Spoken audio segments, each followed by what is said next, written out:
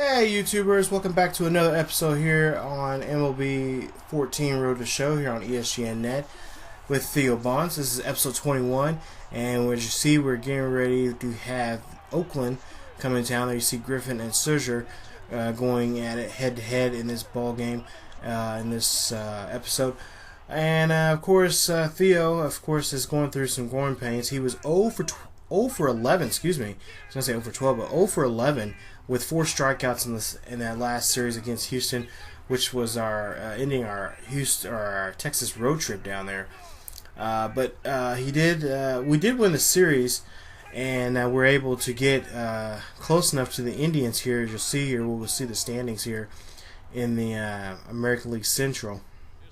If I'm correct by my numbers, I believe we're a half a game behind them.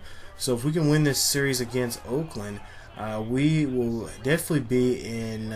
We definitely have a good shot. Yeah, there we go. Half a game behind the Indians, so we definitely have a great shot at getting first place here if we can win this series at home against them. Of course, the bats have to be rattling, and we have to, especially with Theo, we have to get him going and get his bat jump started here, and get some, some base hits, and more importantly, he's been having a lot of trouble with scoring runners and scoring position.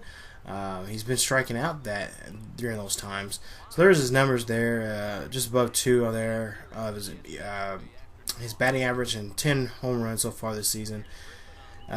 So far in his first year in the majors. There you see a nice base hit right there, and this one's boggled by the shortstop, and Bonds is able to get there on time. Didn't look like that time, but he's able to get there, and so it's the second baseman gets there, or runner at second gets there safely at second, and then of course Bonds gets there safely at first. But you see the replay there, just boggles the ball. And of course, if he didn't, the shortstop didn't boggle that. That would have been an excellent double play there. So bottom of the third, you see that changeup right there. Bonds gets no piece of that right there. That one's actually out of the zone. And that forward pitch at bat, we'll see the replay here. And of course, Griffin's had his number against Bonds here so far this season. If you guys remember, a couple episodes ago, they faced off with one another, and Griffin just was dominating Bonds. So bottom of the fifth here with nobody on board, 1 out, 2-2 pitch, and again a changeup right there. This time inside there, high and inside, and of course Griffin knows that Bond is a sucker. Bonds is a good sucker for those pitches inside there, especially right near the letters there.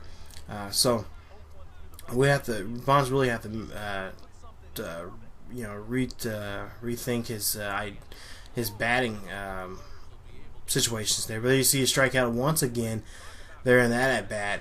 So not a good day for him at all when it comes to being there at the plate. There you see another changeup, and then you see a drop third strike. Of course, couldn't go nowhere. It was on him. It was the last strike of the game. And of course, he goes after that one, that fourth seam right there, high and inside, and that one he could not pick up. So Cook. Definitely Griffin's telling Cook and all the rest of the guys there and the A's pitching staff to really know exactly where to pitch Bonds at and where he is gullible at. So there you see 1 for 5 for the day.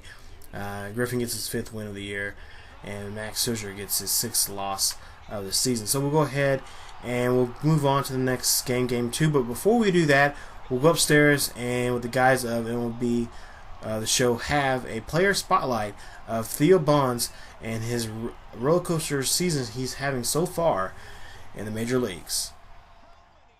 And welcome back to the MLB pregame show as we prepare you for game 2 of our series with the always important Topps player spotlight.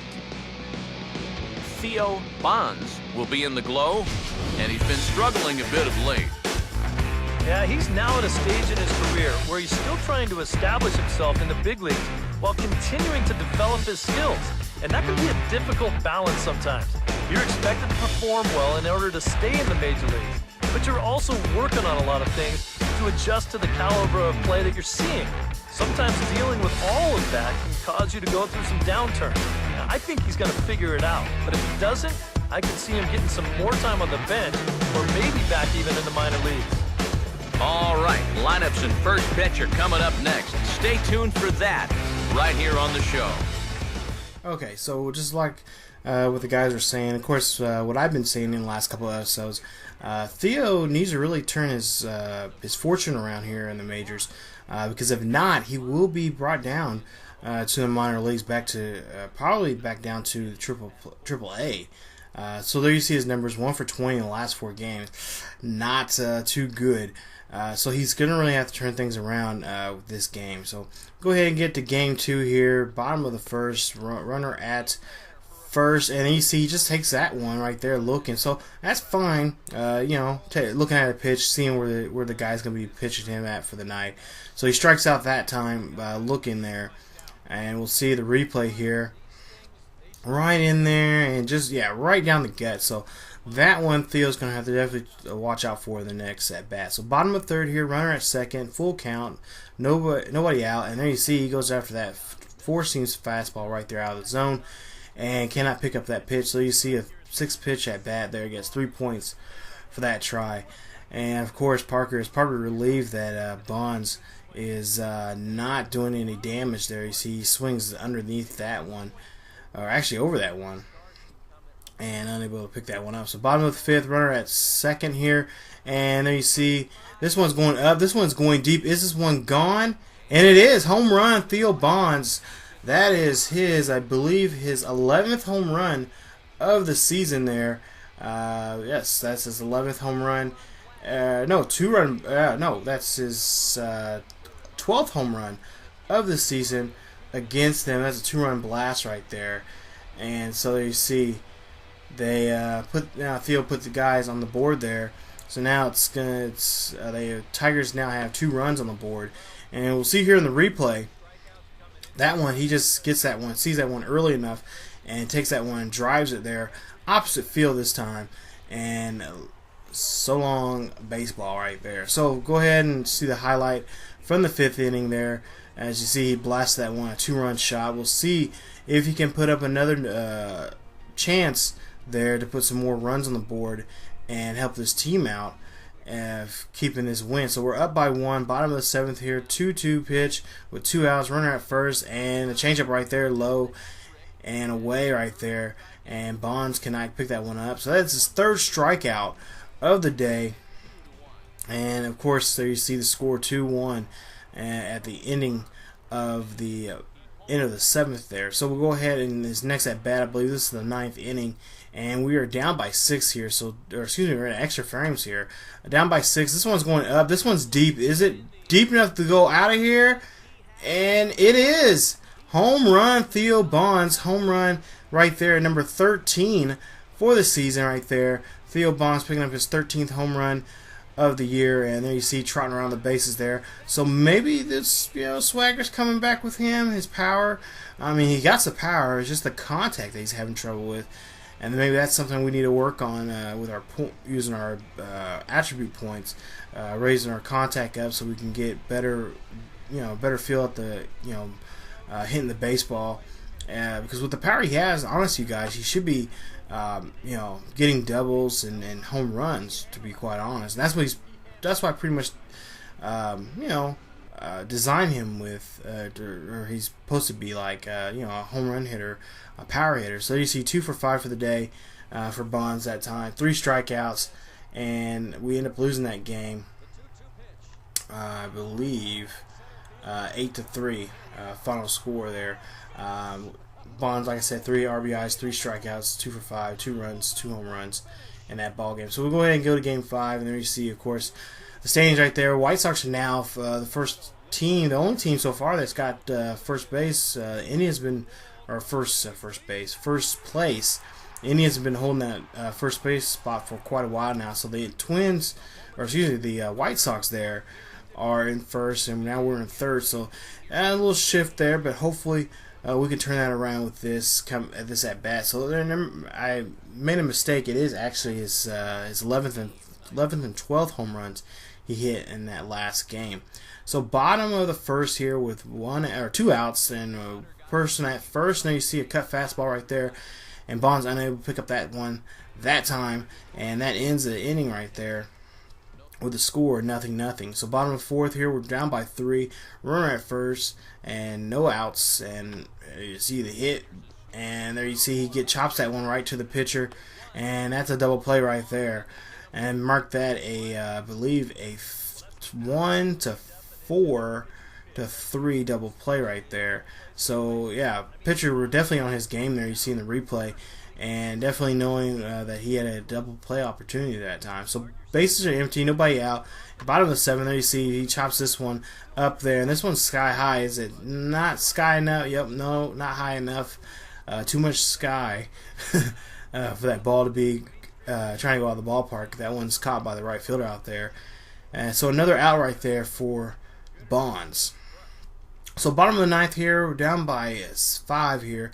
Bases are empty and nobody out. And there you see the shortstop snags that one right there. So great reaction time right there. Good at bat and a solid hit, but not enough to get onto the base there at first. So you see Scott Kazmir's numbers there: 8 innings, 5 strikeouts, 97 pitches, 1 earned run and 1 walk from him. But then you see we ended up losing the game by 5, 6-1. Bonds 0 for 4 for the day, and that at bat. And he, again, struggling, and we just gotta. It's one of those things in baseball that you that you have to go through when you go through a struggle. And a lot of guys can go through a struggle throughout first half of the season, or they can. If they get lucky and their team helps them get to the playoffs, it can last all the way to the end of the season and then be red hot. As soon as postseason comes around. So it's a streaky thing. It happens. Hopefully we can turn it around here. As you see, we are going to get ready to have Tampa Bay come in town. We'll have the Rays come in town for a 4-game set there. A nice weekend set there, Thursday, Friday, Saturday, and Sunday series there. Of course, we're only about a week away from the All-Star break, about a week and a half away from the All-Star break. So hopefully we can, it'd be nice for Theo to go, maybe to the Futures game or not necessarily Futures game. I'm saying, or maybe Home Run Derby. I doubt that, but hopefully he'll have some kind of way of being involved in the All-Star game. If not, I'm pretty sure he'll be visiting there. So, but that is it for you guys for this episode for MLB Road to the Show with Theo Bonds. We'll see in the next episode of the Rays, and we'll see if we can be able to stop them and hopefully get some wins there. You see, we're only a game and a half behind them. Behind the White Sox there. So we got plenty of time. We got plenty of opportunities to do this. We just need to turn things around. Not just with the team, but also with Theo. So definitely come on back, you guys. If you guys enjoyed the video, leave a like. Hit that like button. If you're new to the channel, please subscribe to the channel. Check out other series here on ESGNet. And also check out our Facebook, Tumblr, and Twitter pages.